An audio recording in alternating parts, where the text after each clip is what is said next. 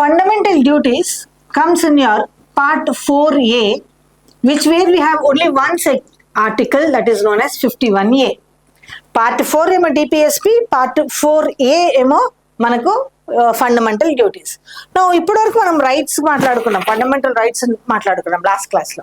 What are the rights which protects the government? కానీ మనకు కూడా ఒక డ్యూటీ అనేది ఉంటుంది, అవునా? ఎక్కడైతే రైట్ ఉంటుందో అక్కడ డ్యూటీ అనేది కంపల్సరీ ఉంటుంది. So the duty will show how much you have the responsibility to your country. ఇప్పుడు ఇంట్లో ఉందనుకోండి, చిన్న పిల్లలు పుట్టినాక పెంచి వాళ్ళని చదివించేంత వరకు తల్లిదండ్రుల యొక్క డ్యూటీ అది, అవునా? అది రైట్ కూడా, పిల్లల రైట్ కూడా, అదే తల్లిదండ్రులు వాళ్ళని చదివించాలి. పెద్దగా పెరిగిన తర్వాత అదే రివర్స్ అవుతుంది. తల్లిదండ్రుల యొక్క రైట్ ఏంటి?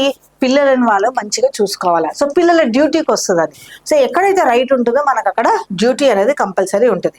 నా ఇక్కడ మనము నార్మల్గా మనకు 10 డ్యూటీస్ ఉన్నాయి. ఈ 10 డ్యూటీస్లో ఎగ్జాంపుల్ ఏమేమి ఇక్కడ మనము చెప్పొచ్చు 10 డ్యూటీస్లో అంటే, అబైడ్ అంటే you have to respect your national flag and national anthem. Next inspire your national struggle freedoms, మన ఫ్రీడమ్ ఫైటర్స్ ని రెస్పెక్ట్ చేయడము. Next to protect the sovereignty, unity and integrity.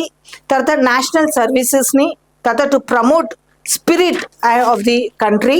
Next to value the cherish of heritage. Heritage అంటే మన దేశాన్ని యొక్క ఉన్న monuments అన్ని జాగ్రత్త పరచడం. To protect our forest, reverse, lakes, monuments and others.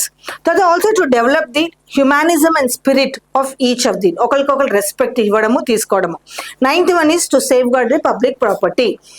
మన ఇంట్లో వస్తువుని అయితే చాలా జాగ్రత్త తీసుకొని రోడ్ మీద మనది కాదనుకోవడం కాదు. Even public property is also our property. ఎందుకంటే మన ట్యాక్సెస్ తోనే అవి వాళ్ళు చేస్తున్నారు, మనం పే చేస్తేనే వాళ్ళని బాగు చేస్తున్నారు. Last one is excellency towards your national levels of achievements. మనం మొన్న వరల్డ్ కప్ అయ్యింది, ఎంత అందరూ కూడా పనులు వదులుకొని వరల్డ్ కప్ మీద కూర్చుకున్నారు, ఎందుకంటే ఆ country was going for an final. ఇవన్నీ బాగానే ఉంది, కానీ ఇక్కడ 86th అమెండ్మెంట్ లో 11th యాడ్ చేశారు.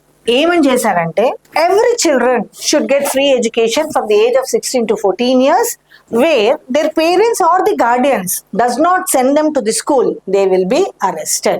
86th amendment లో మాత్రమే 11th అనేది యాడ్ చేశారు. ఇక్కడ కూడా ఫండమెంటల్ డ్యూటీస్ ఏ పార్ట్ లో వస్తాయి, ఈ ఫండమెంటల్ డ్యూటీస్ యొక్క ఆర్టికల్ ఏంటి, 11th ఫండమెంటల్ డ్యూటీ ఏ అమెండ్మెంట్ యాక్ట్ లో మీకు యాడ్ అయింది, ఇవి మాత్రం కంపల్సరీ అడుగు. సో ఇక్కడ వరకు మీకు కాన్స్టిట్యూషన్